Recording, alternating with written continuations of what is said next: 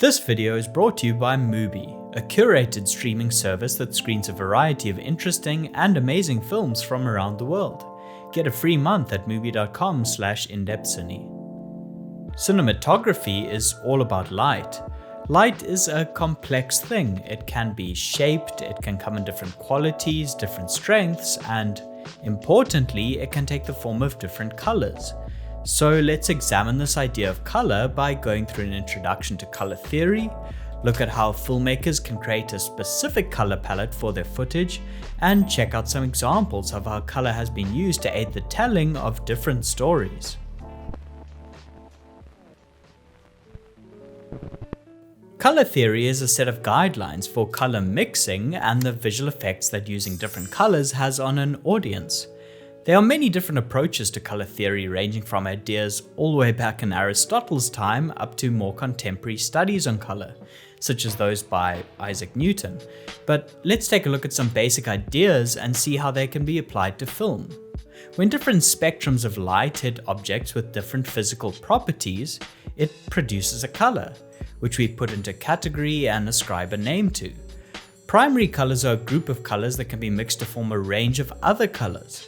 In film, these are often, but not always, used sparingly in a frame.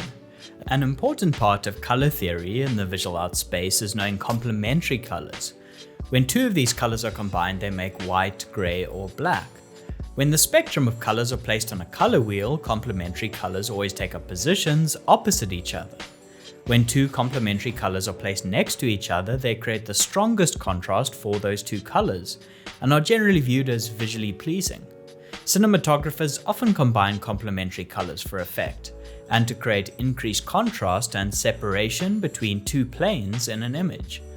For example, placing a character lit with an orange tungsten light against a bluish teal background creates a greater feeling of separation and depth than if both the character and the background were similar shades of orange. When it comes to the psychology of using color, cinematographers generally fall into two camps, or somewhere in the middle. Some cinematographers, such as Vittorio Storaro, think that certain colors carry an innate, specific psychological meaning. Just changing the color temperature in one single light is changing completely the emotion that you have in your mind. I didn't know at that time the meaning of the color blue. It means freedom. Other filmmakers rely more on instinct and what feels best when lighting or creating a color palette for a film. The psychology of color can change depending on the context and the background of the audience. As well as being a means of representing and expressing different emotions, deliberate and repeated uses of color can be used by filmmakers as a motif to represent themes or ideas. Another important part of color theory is warm and cool colors. The Kelvin scale is a way of measuring the warmth of light, with lower Kelvin values being warmer and higher Kelvin values being cooler. Warm and cool colors can have different psychological effects on an audience, and can be used to represent different physical, atmospheric conditions. Using warmer colors can be used to emphasize the feeling of physical heat in a story, while inversely, cooler colors can be used to make the setting of the story feel cold or damp.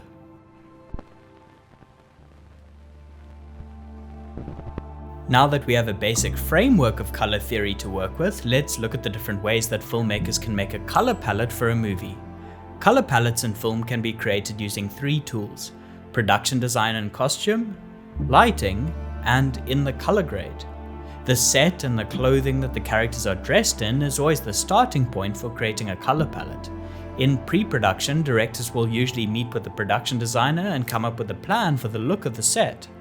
They might give the art director a limit to certain colors they need to work with, or decide on specific tones for key props. The art team will then go in and dress the set by doing things such as painting the walls a different color and bringing in pieces of furniture, curtains, and household items that conform to that palette.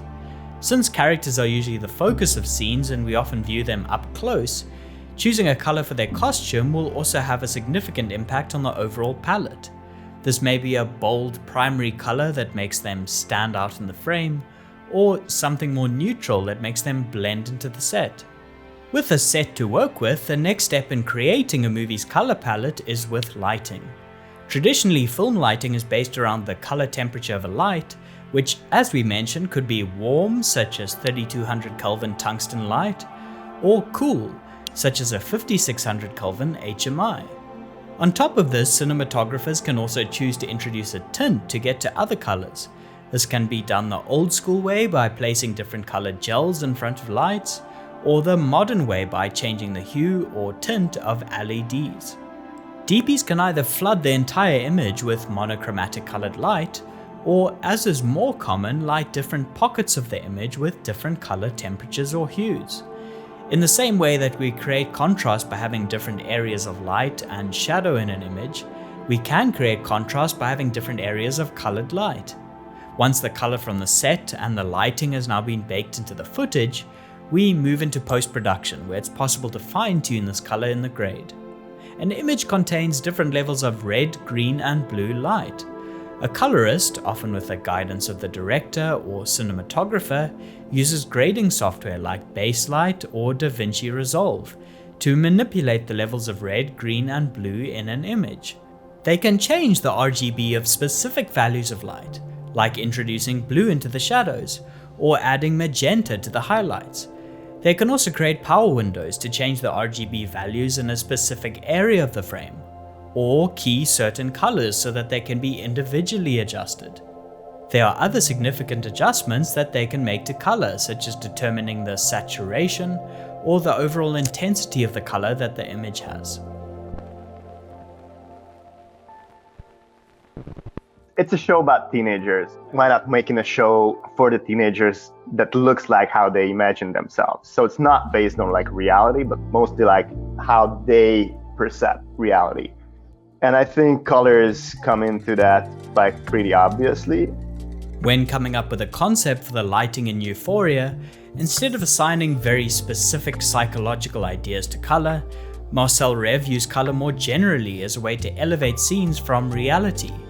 He wanted to put the audience in the emotionally exaggerated minds of some of the characters and elevate the level of emotions that were happening on screen.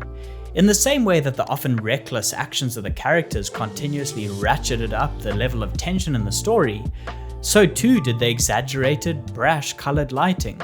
To increase the potency of the visuals, he often played with a limited palette of complementary colors. He avoided using a wide palette of colors as it would become too visually scattered and decrease the potency of the colors that he did use. Along with his gaffer, he picked out gels, mainly light amber gels, which he used with tungsten lights, and cyan 30 or cyan 60 gels, which he used with daylight HMIs. They also used LED sky panels, which they could quickly dial specific color tints into.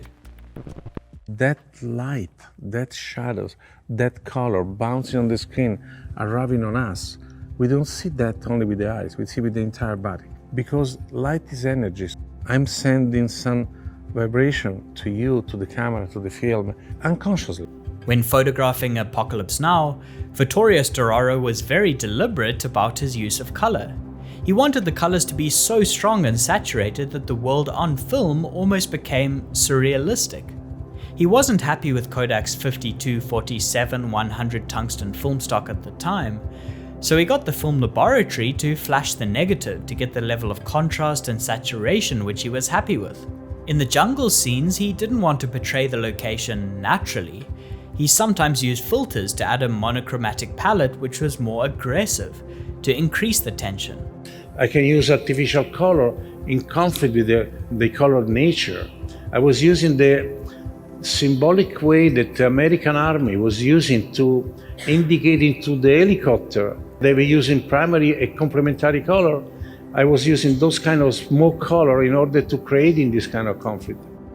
He also described how the most important color in the film was black, particularly in the silhouetted scenes with Kurtz. He felt black represented the unconscious and was most appropriate for scenes where the audience was trying to discover the true meaning of Kurtz, with small slivers of light, or truth, emerging from the depths of the unconscious. This video was brought to you thanks to MUBI. MUBI is a curated streaming service where you can watch lots of interesting cinema, something I'm sure that all of you subscribed love doing. I know I do. The reason I like MUBI is that they open the door to finding great films that I'm not always familiar with, that aren't always available on other streaming sites. Their curators hand select each film that is streamed and premiere a new movie every day, which makes it feel kind of like you're attending a film festival from the comfort of your own couch. I recently watched the short film Atlantics on MUBI, an amazing genre-bending early work by Mati Diop, which was followed up by the feature film with the same title that competed for the Palme d'Or. So if you're into cinema and watching an interesting mix of well-curated films like I am, then I highly recommend checking out MUBI. You can try MUBI free for 30 days at mubi.com/indepthcine. That's mubi.com/indepthcine for a whole month of great cinema for free. Thanks everyone for getting to the end of the video. As always, special thanks to all the patrons who get this content ad-free and keep the channel going with their support. And thanks to everyone else who watches, likes, or comments below. Until next time, thanks for watching and goodbye.